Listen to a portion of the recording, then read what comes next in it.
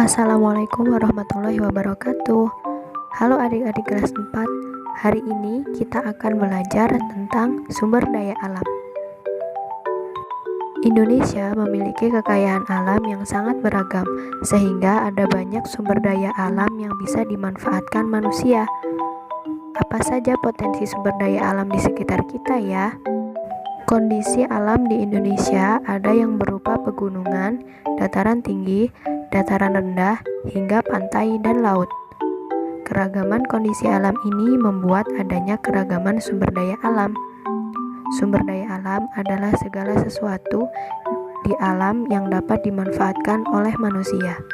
Apa saja macam-macam sumber daya alam? Yang pertama ada sumber daya alam hayati dan sumber daya alam non-hayati. Sumber daya alam hayati adalah sumber daya alam yang berasal dari makhluk hidup, yaitu sumber daya alam yang berasal dari tumbuhan dan hewan. Sedangkan sumber daya alam non-hayati merupakan sumber daya alam yang bukan berasal dari makhluk hidup. Misalnya, sumber daya alam air, tanah, dan hasil tambang. Selanjutnya ada sumber daya alam yang dapat diperbarui dan sumber daya alam yang tidak dapat diperbarui. Sumber daya alam yang dapat diperbarui adalah sumber daya alam yang tidak mudah habis atau dapat dihasilkan kembali setelah digunakan. Misalnya, hewan, tumbuhan, cahaya matahari, dan air.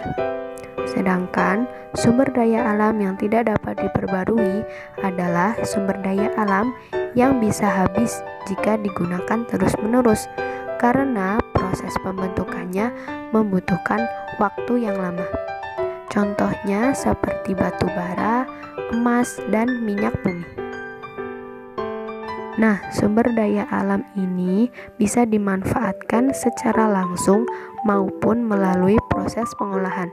Pemanfaatan sumber daya alam secara langsung adalah dengan memanfaatkan air untuk mandi dan mengairi sawah, memanfaatkan hasil tanaman sayur dan buah untuk dikonsumsi, memanfaatkan cahaya matahari untuk mengeringkan pakaian dan membantu pembuatan garam, serta pemanfaatan tenaga hewan untuk memudahkan pekerjaan seperti hewan kuda untuk menarik delman dan kerbau untuk menarik bajak di sawah.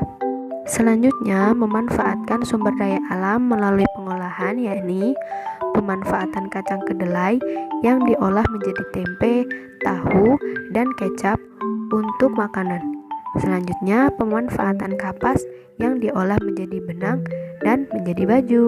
Selanjutnya, pemanfaatan bulu domba yang diolah menjadi benang wol.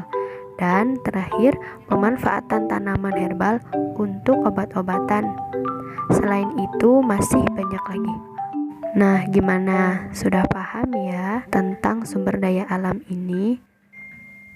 Jangan lupa untuk menggunakan sumber daya alam dengan bijak agar dapat terus kita nikmati. Sekian video kali ini. Apabila ada kesalahan, saya mohon maaf. Wassalamualaikum warahmatullahi wabarakatuh.